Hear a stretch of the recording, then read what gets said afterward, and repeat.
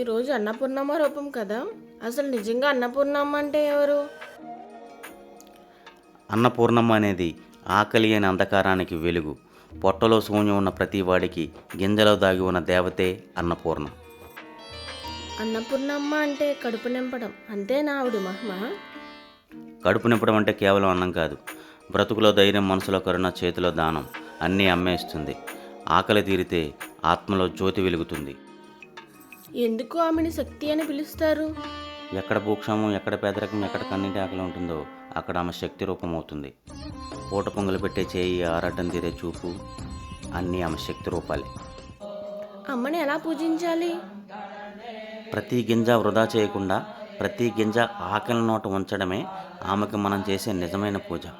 అన్నపూర్ణాదేవి అంటే గుడిలో కాదు, మన గుండెల్లో ఉండే కరుణలో ఉంటుంది.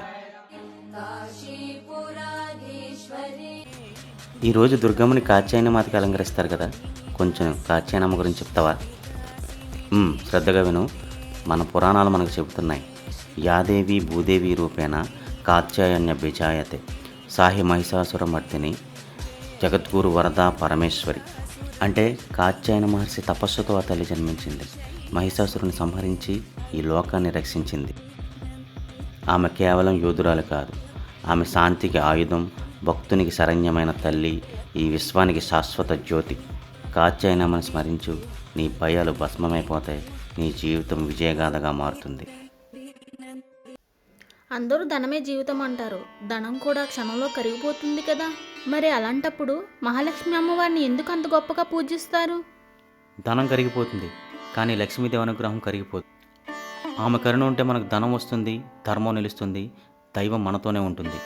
ఆమెని చెంచల అంటారు, ఎందుకంటే పరీక్షించేదే ఆమె, మనల్ని నిలిపేది కూడా ఆమె. అయితే లక్ష్మి లేకపోతే జీవితం ఎలా ఉంటుంది? లక్ష్మీ లేని జీవితం అంటే పద్మం లేని సరస్సు, వెలుగులేని దీపం, జీవం లేని శరీరం లాంటిది. ఆమె కృప వసిస్తే అనాథ హృదయం ఆలయం అవుతుంది, దరిద్ర గృహం దేవాలయం అవుతుంది. అనంత కీర్తి, మసకబాని మహిమ అన్నీ లక్ష్మీదేవి అనుగ్రహమే.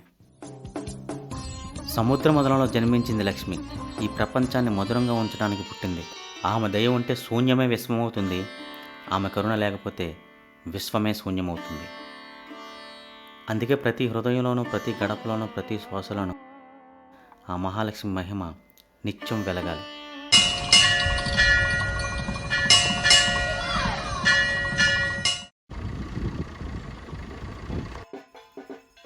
ఏంటి అంత ఆలోచిస్తున్నావు?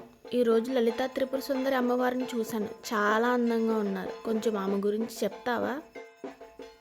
సరే దిగు. ఆమె రూపమే సృష్టి, ఆమె నామమే శక్తి. ఆమె నిత్య కళ్యాణి, చైతన్య స్వరూపిణి. సూర్యచంద్రులు ఉదయించకపోయినా శ్రీ లలితా త్రిపుర సుందరి జ్యోతి ఈ లోకాన్ని ప్రకాశింపచేస్తుంది. కానీ ఆమె శక్తి ఎంతటి శక్తి! ఆమె శ్వాసలోంచే వేదాలు పుట్టాయి. శివుడు కూడా ఆమె లేకపోతే శవం. మహిషాసురుని సంహరించి ఈ లోకాన్ని రక్షించింది. ఆమె ఒక తల్లి కరుణ, ఒక యోధురాలి పరాక్రమం, ఒక జగద్గురు దివ్య జ్ఞానం, ఈ ముల్లోకాలకు ఆధారం. యాదేవి సర్వభూతేషు శక్తి రూపేణ సంస్థిత. అదే లలితా త్రిపుర సుందరి అమ్మవారి మహిమ. అమ్మ వలన మనం ఏం పొందగలం? అమ్మని ఒకసారి హృదయంలో తలుచుకున్న వాడికి ఈ జగమే మోకరిల్లుతుంది. జీవితం యుద్ధమైతే ఆమె ఆశీర్వాదం మన ఖడ్గం. లలితా త్రిపుర సుందరి అనగానే ఈ ప్రపంచమే సింహాసనం, భక్తుడే మహారాజు అవుతాడు.